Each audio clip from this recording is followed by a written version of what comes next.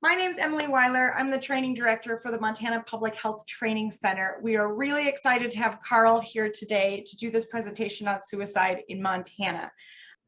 All right. So yes, Emily, thank you so much for having me. And for those of you that don't know, my name is Carl Roston. I am the Suicide Prevention Coordinator for the state of Montana. And a little bit of background about myself. I'm a licensed clinical social worker. I've been a therapist for about 30 years. Been in this position with the state for about 15. Prior to that, though, I was the clinical director at Shodair Children's Hospital, working directly with kids. Sorry about that. I got to empty. I forgot to turn off my own phone. Prior to that, I was at Shodair for about 7 years. Prior to that, I was in Colorado, and I taught at the University of Colorado School of Medicine in the Department of Psychiatry with medical students, and also did work with the Department of Youth Corrections through the University of Colorado. So this is an area that I have had lots and lots of experience with, and hopefully that I'm able to share some of that experience with all of you to help in your own work and your own dealing with high risk clients.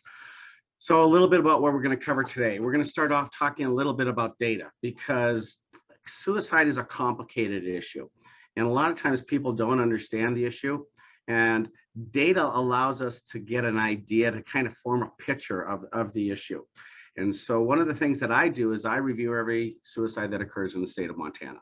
Every Thursday or Friday, I get a stack of death certificates, and I collect about 18 to 20 different data points on each suicide.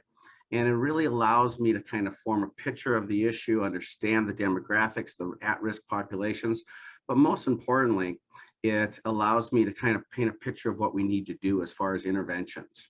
So we'll talk a little bit about Montana data, national data. We're going to talk about factors specific to Montana, and then the important stuff, and that is, what are the warning signs? What should you look for in someone who is at risk? What do you say or do with somebody who may be exhibiting the warning signs? And what's the primary crisis resource that I want all of you to have a knowledge of? So we'll cover all that stuff, and I'll take questions at the end just for ease. So to start off with, let me see here. I got to get there we go. I always start off with this quote.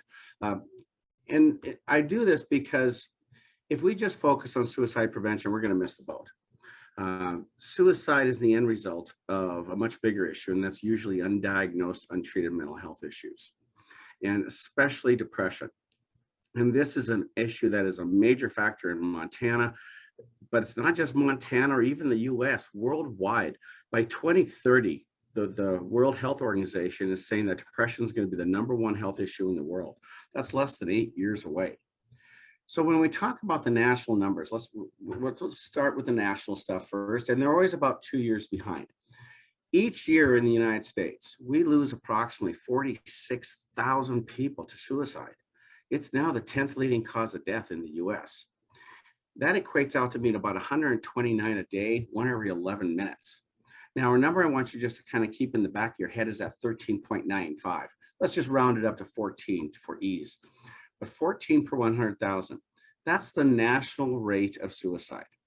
And I want you to keep that in mind, because when we start talking about Montana, where we have a small sample size, numbers don't always tell us the story, but rate does. So that's our baseline that we compare everything to. We know that women attempt suicide much more frequently than men, about 3 to 1. However, men die by suicide at a much higher rate, about 4 or 5 to 1. And this is primarily because of the means that they use. By far, the most common means of attempt is overdose. About 70 to 90% of all suicide attempts are by overdose. However, it's the least lethal. Only about 3 to 11% of overdoses result in death, whereas somebody uses a firearm, it's 93%. Nationally, half of all the suicides in the US are by firearm, with everything else constituting the other 50%. In Montana, this number is about 63 or 64%. And what's alarming to me, it's 62% for our kids. And that's alarming, because nationally, it's about 39 or 40% for kids. Primary care is becoming a big focus, and a lot of it has to do with this top bullet. Almost half of all the people that die by suicide in the United States saw their primary care provider within a month of the death. And about 20% of those folks saw their provider within 24 hours.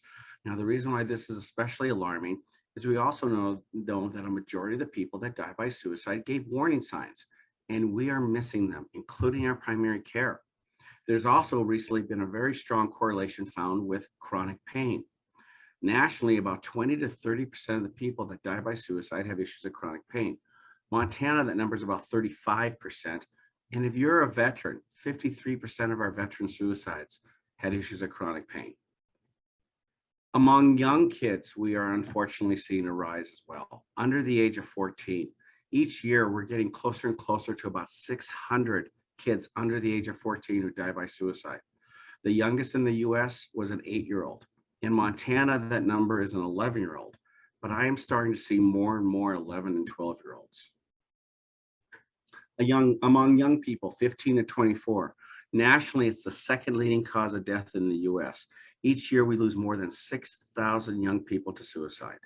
In Montana, it's the #1 cause of death for a 15 to 24-year-old. And unfortunately, this is the fastest growing population. If you take a look at the trend data over the last half century, there's been more than a 200% increase in the number of youth suicides. This third bullet is one that I want to point out because it's not just with adolescents. I actually see this throughout the lifespan, but most suicide attempts have to do with an interpersonal conflict where they're trying to bring about change in somebody else's behavior. Suicide is very much a relational issue.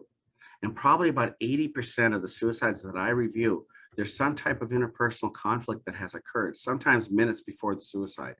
An argument, a breakup, a fight, a divorce, a separation, some type of interpersonal conflict. Our LGBTQ population. This is a growing population in our state, yet we have very few resources. Nationally, they have a suicide rate 4 times the national rate.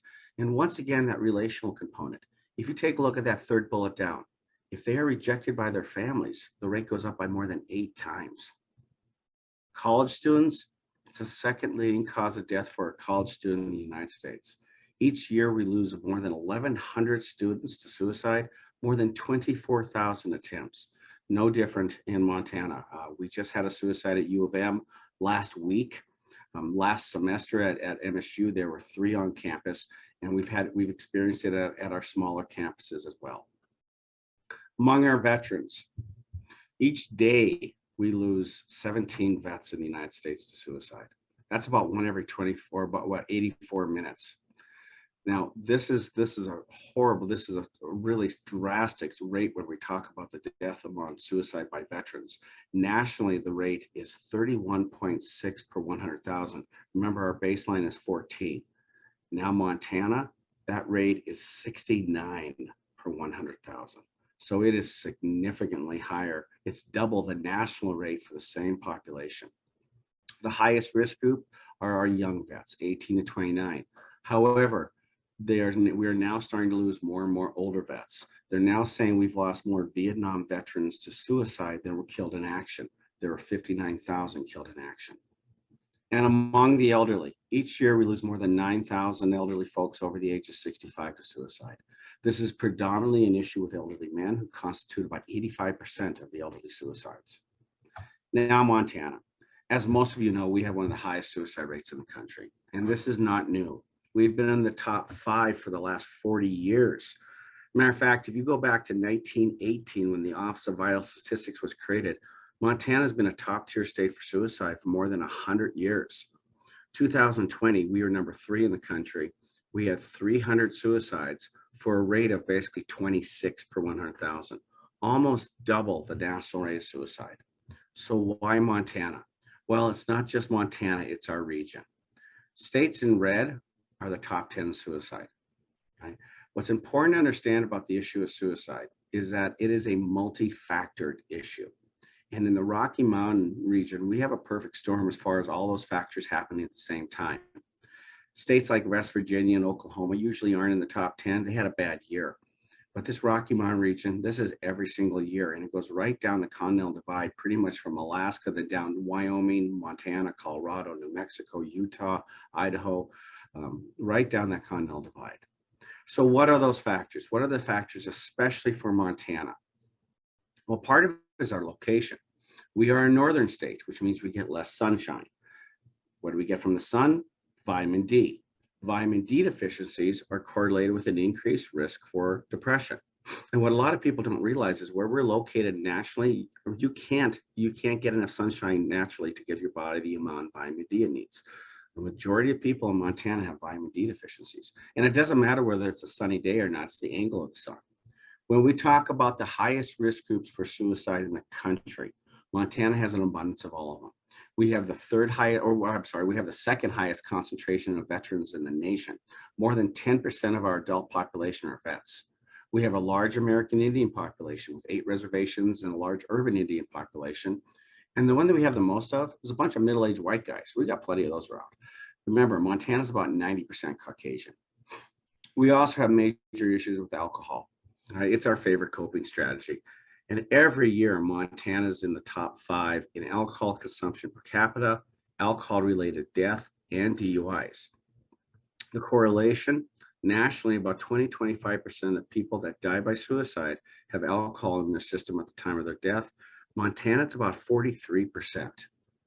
We also have issues with access, and this is nothing more than an issue of access, and I want to make sure I point that out, because the bottom line is if all you have is a pile of pills, you're going to die about 3% of the time, but access to a gun, 93%. Montana is number 2 in the nation in gun ownership at about 63.5%, second only to Wyoming at about 65%. Here's a big issue that I think is the major one, really, and that is stigma, because this is what stops people from asking for help. We have that cowboy mentality, that sense of independence. We take care of our own. We don't like to talk about our problems. And especially when it comes to issues around depression and anxiety, we see it as a weakness and we see ourselves as a burden. And if you think you're a burden, how likely are you to ask for help? You're not. We also have a horrible lack of behavioral health in our state, especially psychiatrists. So for instance, say you split the state, the right in half between the N and the T. How many psychiatrists are east of Billings? There's one in Glendive. In Montana, 80% of the people who are on psychotropic medications have never spoken to a psychiatrist, general practitioner, family doc, who get very limited training in psychiatry. When I was at the University of Colorado, I did the second-year psych rotation for many of the medical students. And for most of them, they did about a 6-week psych rotation. And for many of them, that was it, right? That was it for their entire medical school career. Yet if you talk to most primary care providers, they will tell you that they spend 30-35% of their day dealing with mental health issues. We also have socioeconomic. Specific, 1 in 5 of our kids live 100 to 200% below the federal poverty line. Now, here's a new area of research in recent years, and it kind of goes back to what I mentioned when I was showing you that Rocky Mountain region, and that is it comes right down the Continental Divide, altitude. And this, of course, is not a Montana or US issue. This is worldwide. Worldwide, there's a positive correlation between suicide and altitude. Metabolic stress caused by long-term oxygen deprivation. Most of the studies are coming out of the University of Utah. And what they have found is that as we get higher in elevation, our brains produce less serotonin. But worldwide, at about 2,500 feet, we see a spike in suicides. In Montana, the average suicide occurs at about 3,500 feet. And if you take a look at some of the cities or towns in our state that have the highest suicides, Butte, Anaconda, Livingston, all a mile high. There's also been research in the last couple of years that have found that your SSRIs, your antidepressants like Prozac and Celexa and Lexapro, are all less effective at high altitude than they are at sea level. And then another one that many of you are very familiar with is isolation. We are a rural state, and this affects not only our ability to get to help, but crisis response to those services. So just to give you some perspective, based on the last census that was just completed a year or two ago, Montana has 7.6 people per square mile. The national average is 94. Heck, in District of Columbia, 7,000 people per square mile. Yuck, right? And I'm always amazed whenever, I go back to the East Coast quite a bit to work with the VA or SAMHSA. I'm always amazed at how ignorant people are on the East Coast about the size of our state. So I show them this. Those 9 states fit in Montana. That's about 50 million people. We barely have a million in our state. And we talk about driving somewhere. So say you're going to take a little Sunday drive from Baker to Troy. That's 746 miles. Just to give you some perspective, if you drove from Washington, D.C. to Chicago, it's only 701. That's considered driving halfway across the country. You do that in our state, you never leave the borders of our state. Our geography is a major factor as well. Now the correlation with mental illness. Nationally, they say about 90% of the people that die by suicide have a diagnosable mental health issue. Diagnosable being the key word. It does not mean they're being treated. What we know from the stats that come out from the National Institute of Health is that we have about 19 million people in the United States that meet the clinical criteria for major depressive disorder. Of that 19 million, only about 14% ever get treatment. 14%. And my guess is that's even lower in Montana. Now, of the 14% that get treatment, what do you think the average age is that they get that treatment? It's usually around age 30. Well, what's the average age of onset of depression? It's about age 15. For anxiety, it's age 11. So picture you have a 12 or 13-year-old that's starting to have symptoms of depression or anxiety. They're expected to navigate puberty, which should be a mental disorder in itself, high school, college, maybe military, maybe technical school, parenting, marriage, with an undiagnosed, untreated mental health issue. It's one of the major reasons that the national recommendations are now calling for universal screening for depression starting at age 12. Early identification has the best prognosis. So by far, the mood disorders, primarily depression, are the most common. Second most common are your substance abuse disorders, primarily alcohol. And what I see, especially in our state, is I often see people using alcohol as a way of self-medicating the depression. Well, what classification is alcohol? It's a central nervous system depressant. So using a depressant to deal with your depression, not going to work too well. So I wanted to see, these are the national numbers. We wanted to see what it looked like in Montana. 83%. About 83% of the suicides that I review, there's some type of history of mental health going on. And which diagnosis is by far the most common? By far, depression. 69% depression, far exceeding any other diagnoses. So here's the good news. It's also very treatable, especially in our young people, but it's more than just throwing somebody on a pill. Yes, medication is a valuable part of it, but it's the combination with counseling that has been found to be the most effective. And I don't care what fancy word you throw in there for the therapy. Bottom line, it's coping skills and resiliency, teaching people how to deal with adversity. And unfortunately, I'm seeing younger and younger kids who lack the ability to deal with adversity or have any kind of coping skills. So let's talk a little bit about the warning signs. These are the things to look for. We use a mnemonic called ISPATH-WARM to remember the major signs. I is ideation. They start to communicate an intent of dying. And I word that carefully because of the stigma. Very seldom are you going to have someone come up and say, hey, I'm feeling suicidal. Just not going to happen, right? They keep it to themselves. What you're much more likely to hear is an indirect statement. I can't take the pain anymore. It doesn't matter what happens to me. Everybody would be better off without me. Those are the statements you're going to hear. Those are also the statements we have a tendency to dismiss or minimize. There's also a myth out there that people who talk about suicide won't do it. That is false. What the research is showing now is that once somebody communicates intent, you have a behavior within 6 days. They may not do it verbally at all. They may do it in writing or social media. We see a lot of it on Snapchat, Instagram, Facebook. They may have a sudden interest in firearms that they never had before, or they start to stockpile medications, but there's been a change in their character. S is substance abuse. Once again, a change in their pattern of use. So this is a person that never used before and now they are, or they're starting to use more and more. So this is maybe going from a glass of wine in the evening to a bottle, but there's a change in their pattern of use. Purposelessness, no reason for living. Two behaviors that we really want to look for.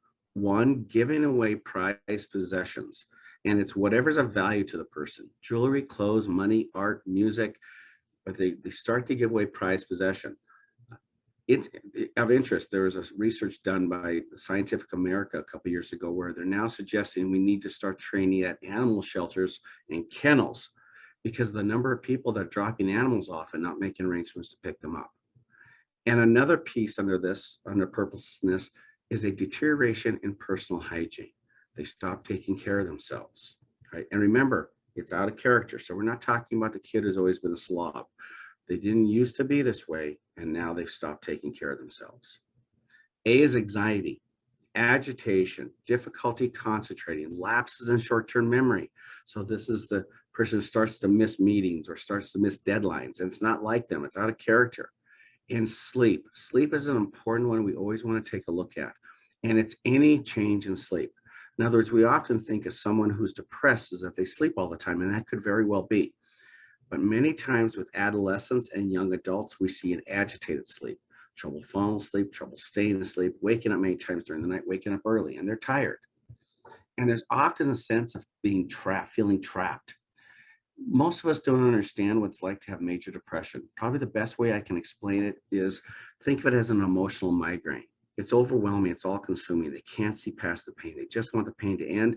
And before long, they start to think this is never going to get better. And that leads to the hopelessness, no future orientation, no goals. And they start to withdraw. They start to pull away. They quit their jobs for no reason. They drop out of school. They stop hanging out with friends. They stop communicating with family.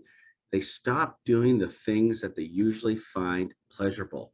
And that's an important one that we take a look at. In big fancy clinical terms, that's called anhedonia. And it's the loss of pleasure in usually pleasurable activities. So this is a kid who's a great basketball player, doesn't go out for the team, or the guy who's an avid hunter, stops hunting, but they stop doing the things that they usually find pleasurable. And there's often an increase in anger or irritability. They start to be on edge. And many times you will start to hear a theme of revenge in some of their communication. And this has to do with that emotional migraine that I talked about, and also the relational component that I talked about at the beginning. Because understand that the person who has severe depression has a distorted perception of the world. They see the world as a dark, lonely place where no one cares about them. So the relationships they do have are critical. So what we would consider to be a typical high school breakup is catastrophic to that kid. It's also catastrophic to the 45-year-old guy whose wife just left him. And then we also start to see an increase in reckless or high risk behavior. And this could be multiple things. It could be maxing out a credit card spending, gambling, illicit drug use, multiple sexual partners.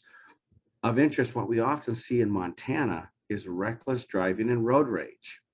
And of interest, we're starting to monitor head injuries and concussions because last year, we had 4 young men who all had significant histories of concussions from ice hockey, rugby, football, who went through the medical protocol to return to the activity, but the families reported psychological changes 6 to 9 months later, and every one of them was road rage or reckless driving. We know that the depression that can be correlated with a head injury can occur as long as 6 years after the injury. And finally, mood change. They're just not acting like themselves. Flat affect, depressed mood. If you see these warning signs, we have to get comfortable using the word suicide. It's one of the biggest mistakes that we make. We have to be able to ask somebody, are you suicidal or are you having thoughts of killing yourself? There's a myth out there that people think, well, if I bring it up, I could put the idea in the person's head. Not 1 ounce of research to support that, not one. On the contrary, asking somebody if they're suicidal validates their pain. It opens up communication. It offers hope. It gives a person an opportunity to talk. You can do no harm by asking somebody if they're suicidal. And it brings this up, the role of ambivalence. This is an important concept that I want you to understand as part of suicide prevention. What I mean by ambivalence is that very seldom have I ever seen somebody who's 100% sold on killing themselves. Most people talk about a part that wants to die, a part that wants to live, right? It also goes against human nature to destroy ourselves. It's called fight or flight. This is the reason why overdose often does not result in death is because what do you get with an overdose? You get time, and time is our greatest ally when it comes to suicide prevention. Time allows ambivalence to set in. Time allows fight or flight to set in. So the example I often use is when I was at Chaudert, we had an 18-year-old girl who was brought into our acute unit who had ingested 180 Tylenol, drove herself into a field, sucked down multiple bottles. Okay. She would have easily been dead in about an hour from complete kidney shutdown. But guess what happened after about 10 minutes? She started having horrible abdominal distress and she panicked. Fight or flight kicked in. She called her mom. Now we had to airlift her to the University of Utah to stabilize her kids or to stabilize her kidneys, but she didn't die. Also, we're starting to work with pharmacists now because there was a study that came out of England a few years ago where if you gave somebody a bottle of pills and gave them exactly the same medication in a blister pack, the suicide rate drops with the blister pack because of the time it takes to punch out the pills. When we talk about firearm safety, we strongly talk about safe storage and storing the gun in one location and locking up the ammunition separately. We had a case not just a few months ago here in Helena where parents were worried about their son. He was going through some mental health stuff. Dad properly locked everything up. The kid had a crisis, broke into dad's gun cabinet and got a gun, couldn't get the ammunition. It was the time that stopped the attempt. If you ask somebody if they're suicidal and they say yes, maybe, sometimes, you always want to ask them if they have a plan, because having a suicidal ideation is not uncommon. But for most people, they think of the reasons to live or reasons not to die. But for some people, it sticks and it festers and it turns into a plan. The more specific the plan, the higher the risk. Have they done any rehearsal or preparatory behavior? Loaded, unloaded the gun, stockpiled the pills, written the suicide note. Any type of preparatory behavior is indicative of imminent risk. What's the proposed lethality? And then here are two big Montana issues. What's the availability and how close is help? So on the availability side, we're talking primarily about access to firearms here. Over the last 10 years in Montana, 86% of all firearm deaths are suicides. That's the second highest in the country. Okay? That means about 14% are mostly accidents with some homicides. We really don't have a lot of homicides in Montana. And we're not talking about hunting rifles and shotguns here. 89% handguns.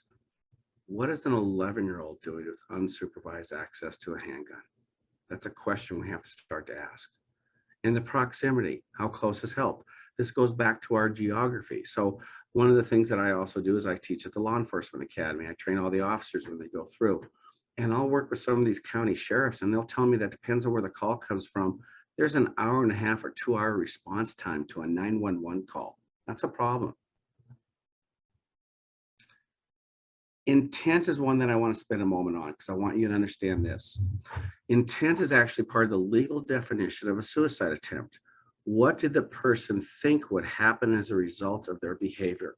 And this is where I want you to understand intent, is that many times we have a tendency to take a look at someone's behavior and we make a determination of risk based on what we observe, and we may miss the boat completely. Let me give you an example, another Chaudert example. So one night on our acute unit, we had 2 adolescent girls who were admitted. One of them had taken 40 Coricidin, one of them had taken 5 Advil. Which one's suicidal? Well, the girl that took the 40 Coricidin was trying to get stoned. Coricidin taken in high doses causes hallucinogenic effects. She had no intention of dying. She was trying to get high. The girl that took the 5 Advil read the bottle. It said take 1 to 2 tablets. She thought 5 would do it. She sat in her room, fight or flight kicked in. She started to panic. She told her parents, who laughed at her. Told her she was being a drama queen, was doing for attention, which, by the way, I hear that a lot. Luckily, she told a school counselor the next day who took it serious. What would have happened if the school counselor had blown it off? I guarantee you the next one would have been a lot more than 5 Advil. Don't just look at the behavior, take a look at the intent behind the behavior. And rescue. We talked about this when we talked about primary care. Nationally, they say that more than 70% of the people that die by suicide gave warning signs. So we wanted to see what this was from Montana. 74%. 74% of the suicides, the person gave warning signs right off the list we just went over. And here's the kicker, folks. It wasn't just one suicide. I didn't count unless I gave at least 3. How can we change something if we don't know what we're looking for? So how do you talk to somebody who's suicidal? There's some do's and don'ts. You definitely, on the do side, we want to ask the question, are you suicidal or are you having thoughts of killing yourself? You can do no harm by asking that. And by the way, you do not want to ask them, are you thinking of hurting yourself? Completely different. One of the things we know about people when they are in crisis is they think very literal. No, I'm not thinking of hurting myself. I'm thinking of killing myself. So ask the question directly. Ask them if they have a plan, voice concern, and always get other people involved. Remember, with suicide, there is no confidentiality. Okay, you go into your doctor's office and say you're suicidal, HIPAA doesn't apply to suicide. It is critical. And where I really stress this is with adolescents, because I've had a number of suicides in adolescence where one or more of their friends knew they were going to do it, but they didn't say anything because they didn't want to break their trust. And at least one of those cases, one of the friends died by suicide within 2 or 3 months out of guilt. Okay. So on the don't, you never leave a suicidal person alone. We had a case out in Eastern Montana where a guy was worried about his friend, and he asked his friend if he was suicidal. The friend said yes, but it was a Sunday night and everything was closed. And so he goes, first thing in the morning, we're going to go to the clinic. His friend killed himself within 2 hours.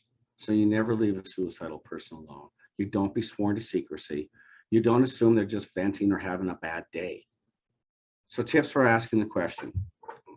There's some points that I want to emphasize here. You know, you always want to do it in a private setting away from other people. You allow the person to talk freely. You give yourself plenty of time, have resources. In the handout that is accompanying this, I have a ton of resources. The main one is the crisis line, which I'm going to talk about more in depth here in a few minutes. But that goes up to that word persistent that you see highlighted up there. One of the greatest fears of a suicidal person is a fear of being judged. And so you may notice the warning signs and you could ask the question and they could say no. Do not let it be the only time you ask the question. If you saw enough of the warning signs to ask it once, ask it again. It's the second time that they're going to have a better sense that you're not going to judge them. Now, you may have a person you could ask a dozen times and they say no every single time. Here's how I want you to handle that. I'm glad to hear that, but if that ever changes, please call this number. And that's where you give them the 988 number. And as I mentioned, I'll talk about that in a few minutes. Because maybe the person hasn't hit rock bottom. Maybe rock bottom is going to come that weekend or in the next month. And when they're sitting in that dark spot, that dark corner where they feel like they have no other choice, guess whose face is going to pop in their head? Yours. And that's when they may make the call. So asking the question, the direct approach is the best approach. You know, maybe note why you're asking. You know, I've noticed that you've been late for work and you haven't been turning in stuff in on time and you seem really down. I'm worried about you. Are you suicidal or are you having thoughts of killing yourself? You can do no harm by asking that. Now, please don't do any of these. These pass judgment. Okay, you wouldn't do something stupid like kill yourself, would you? Believe me, I hear this a lot. And I even see it when I'm training nurses, because we train nurses on how to ask the question. And many times I'll observe them, and this is how that many times they will ask it. I have this question I have to ask you. It seems kind of silly, but I guarantee you, if you ask the question that way, the answer is going to be no. That's stigma coming out. And I see it in healthcare professionals along with everybody else. So it's important to know how you're asking the question. Offering hope, you're listening. You're validating their pain. Acknowledge that they're hurting. That actually creates a sense of connectedness and a sense of belonging. Now, that being said, I always warn people, be careful using sympathy. And what I mean by that is I've had people say, oh, I understand how you feel. I've been there before. Or what we say to kids a lot. I remember when I was your age. Don't do that, because no, you don't. Suicide and depression are very unique individual experiences. And every single person on this call today could be suicidal. And I don't care how long I've been doing this. I don't know what your experience is.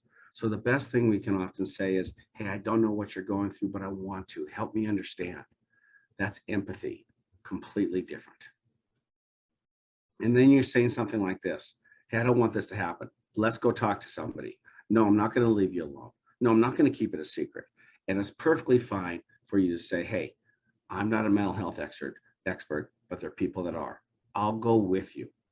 And you take the person directly to help. Now, this has kind of been evolving with the onset of 988, because traditionally we always say take them immediately to the ER, and there's no problem with that. That's still one of the recommendations. But the problem that we've seen is many times that we end up with overrun ERs, and they're inundated with suicidal clients. If you call 988, they actually can do a screen over the phone, and they can determine if the person needs to go to the ER or not. So calling 988, taking them to the ER, or even calling 911 if you're more comfortable with that.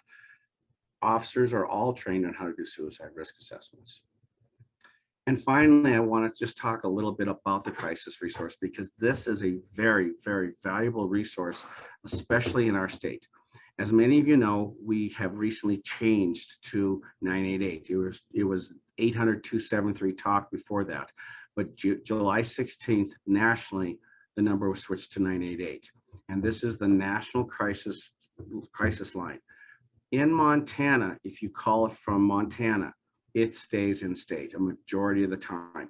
It goes either Voices of Hope in Great Falls, the Help Center in Bozeman, or Western Montana Mental Health in Missoula. And when I say about the in-state, Montana actually has one of the highest performing call centers in the nation. 99% of the calls stay in state. And that is huge, because Montana people do not want to talk to somebody in New York. They want to be talking to somebody in our state. And 99% of the time it stays in state. And that is huge. The national average is only about 77%. So this is huge. We've also reduced the call time. So from the time you hit the last button to the time you are talking to a person was about 32 seconds a year ago. As of this August, it's down to 13 seconds. So that is important. The other piece, and this is probably the most important piece, every year we get approximately 10,000 calls into the Lifeline. In Montana, 77% of those calls, the issue is resolved on the phone. Only 8% require 911 or emergency response. That is important, because for a majority of people, if they have access to a crisis line, an issue can be resolved or managed. Of course, especially with young people, we know they don't like to talk on the phone, but they can text the crap out of it. So we also have the crisis text line, where they can text MT to 741-741. A counselor comes in, same thing. They can determine risk, and they can initiate 911 as well. Of interest, though, this is the technology that's coming with this new line, is that the call centers are all going to be required to have what's called global location capabilities, meaning that you could have somebody who has a California cell phone number, but is somewhere out in the prairies of eastern Montana. If they can make the call, they can locate the call, because they can ping towers and triangulate the call. And that's an important piece to remember. And finally, just to end, I want to point out our website. I have a ton of stuff on there. I'm constantly adding things to that website, resources for communities, but two in particular that I want to make sure that you're aware of. Resources for parents. There's a youth section, and we have a video for parents. And reason we have that is because 86% of parents that lost a child to suicide didn't even know their kid was depressed. Because as parents, we lose our objectivity when it comes to our own kids. It's hard for us to picture our child wanting to die, okay? But by the way, that's another reason to have universal screening, to help identify that, right? But it's important that parents are notified and have the knowledge. So on our website, there's a 4.5-minute video. It's done by the Mayo Clinic, and it's done by kids, and it walks parents through what to look for their kids. Also, if you work with anybody who has lost someone to suicide, I don't need to tell you that it's a complicated grief. It's way different than if you lost someone to cancer or a car accident because of the stigma. So we have grief resources on the website. One of the things we know about a survivor of suicide, someone who's lost a loved one, is that usually they don't ask for help because of the stigma. And for most people, they don't get any assistance until about a year following the death. Well, the problem we have with that is that a survivor of suicide is 3 times the risk of suicide themselves. So on our website, we have a grief manual. It's called SOS, Survivor of Suicide. It's a little purple manual, and it goes through grief specifically to suicide grief. It's actually something I send out to everyone who's lost someone. When I get all the death certificates, I send resources to next of kin. And so instead of getting services a year later, they get resources usually within 2 to 3 weeks of the death of their loved one. So that's something else that's on there as well. So with that, I guess I want to open it up, and I want to see if there's any questions that people may have. And I'll stop sharing here and open it back up. And you are free to unmute yourself. Again, you can use the chat as well, or chat through me again if you have a question and you don't want your name attached to it for any reason.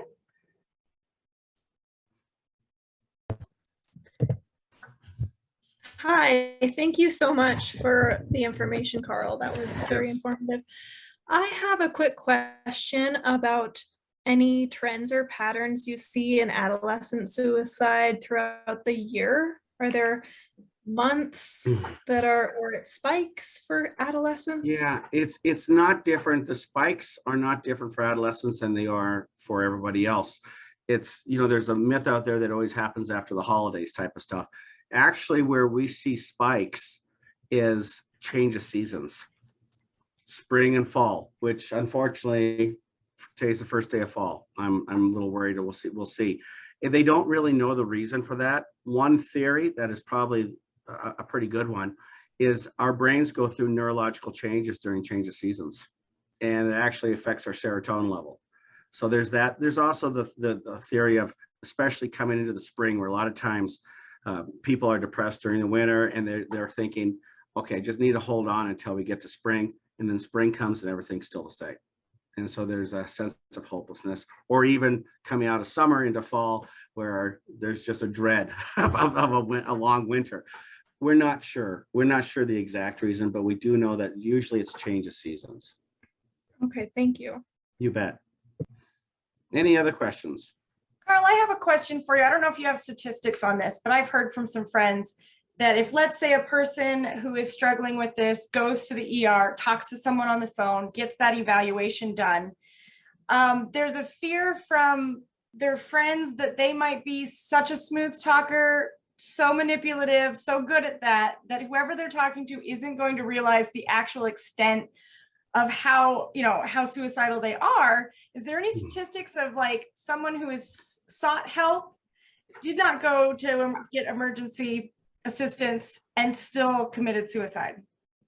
Right, and I don't know if I don't have any statistics, but one of the things that we do, there's something called the safety protocol that came out from SAMHSA about a decade ago concerning working with suicidal people in the emergency room. And one of the things that we do know is that people often change their tune from when they're first met in the community by the time they get to the ER. It's the stigma. They all of a sudden start to panic that they're going to be locked up or all this type of stuff.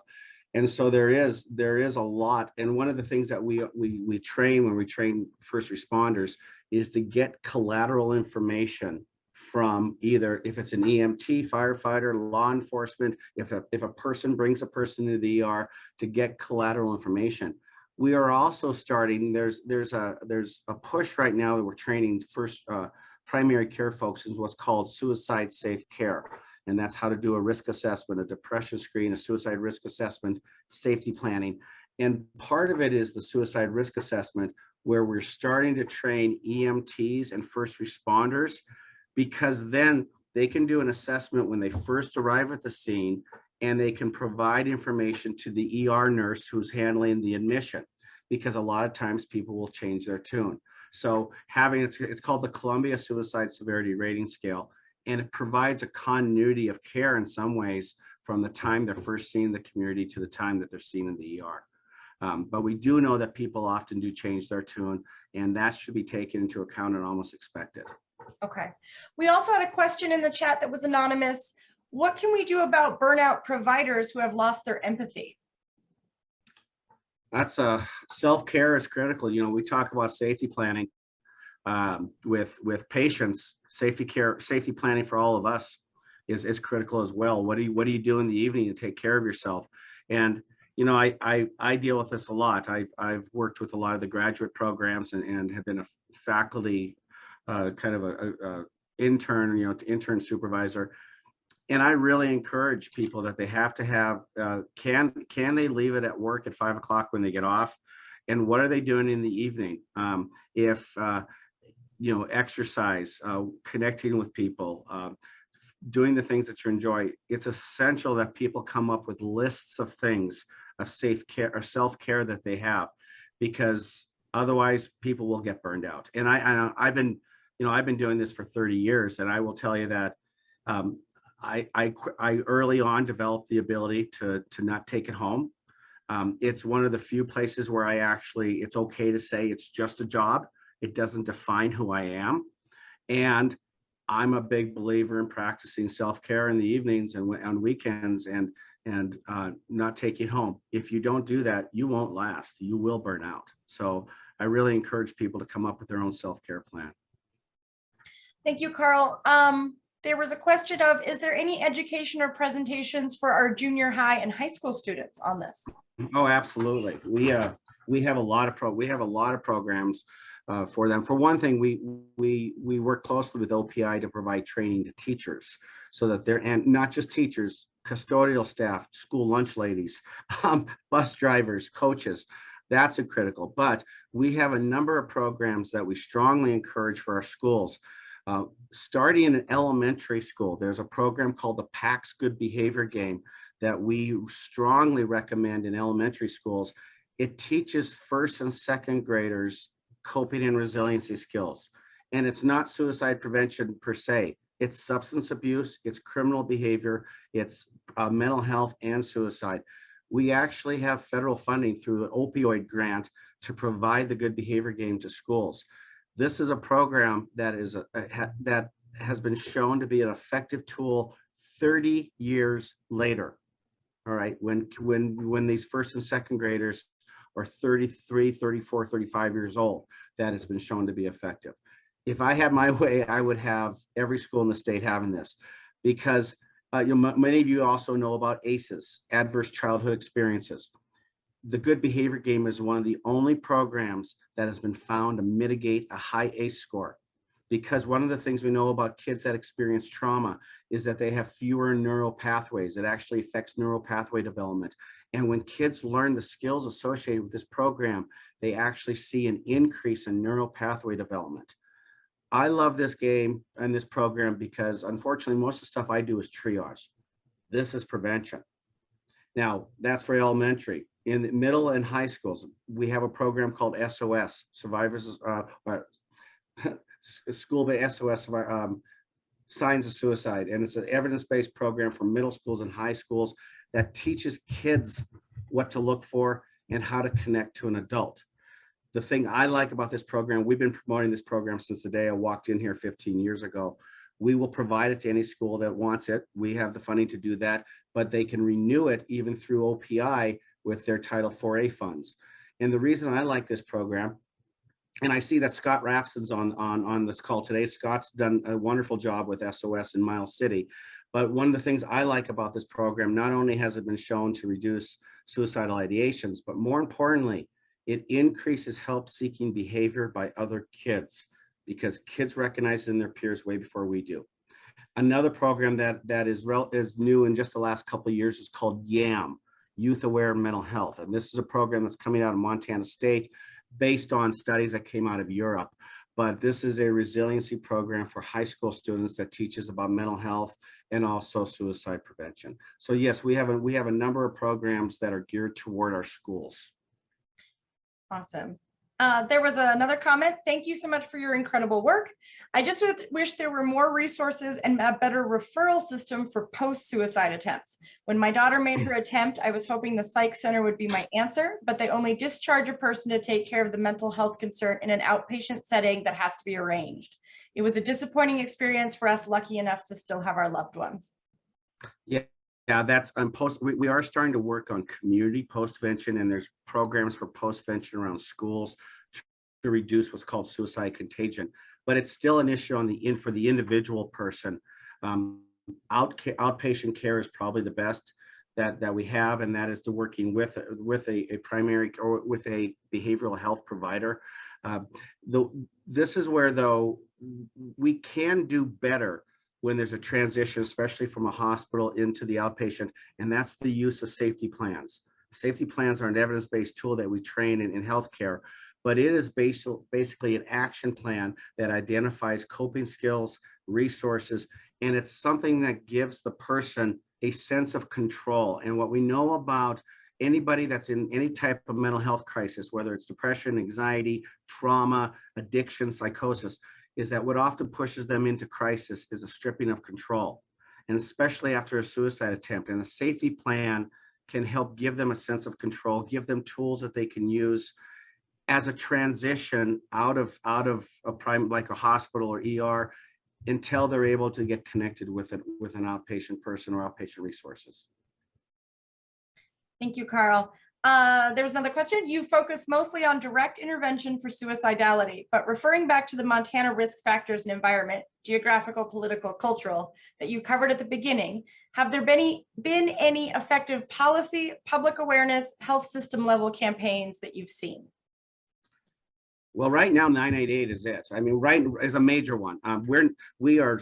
People need to know this. This has to be blanketed. That is the primary resource we have. But we are also starting to work with the primary care providers to do the suicide safe care. We will never have enough behavioral health in our state. Okay, it's just not going to happen. But we do have primary care providers. And so working with where, like, for instance, Joint Commission now, the Zero Suicide Initiative is part of Joint Commission, where hospitals have to start to do the screening. We're starting to work with colleges and universities much more. So for instance, every semester I train nurses in just about every nursing program in the state, the PA program at Rocky Mountain. We're starting to train the graduate students in behavioral health at MSU, U of M. We'll start training the doctoral students in psychology at U of M, and even the pharmacy students at U of M. So early intervention when they're in school is a key piece of this. And we are starting to push more toward really requiring more of the suicide safe care for our primary care providers. We also have done a lot with telehealth. There's a great program that through the Billings Clinic, where pediatricians around the state can have immediate access to a child psychiatrist at the University of Utah for a consultation. And it's usually within 30 minutes of the request, so that our pediatricians can have expert qualifications or consultation. We're starting to try to get more residents, psychiatry residents into the state. We have a program with the University of Washington where they actually place third-year psych residents in our state for a period of time. And the telehealth piece is definitely, we work a lot with programs trying to get telehealth to especially rural communities around our state. Awesome. There was a question on sharing out more information on the PAX program mentioned and funding available. Yeah, I can. The person you want to talk to is Kimberly Cook, K-O-C-H, and her email is kimberly.cook@mt.gov. Kimberly is the one at the state level who oversees the PAX program. This is a program that it's being evaluated by the University of Montana, and the University of Montana is active with the PAXIS Institute, which oversees it. But Kimberly can help people if they're interested in getting training for schools, for the teachers in a school if they want to start implementing that program. And I just spelled that wrong in the chat, so I'll fix it in a minute. I put her email in there.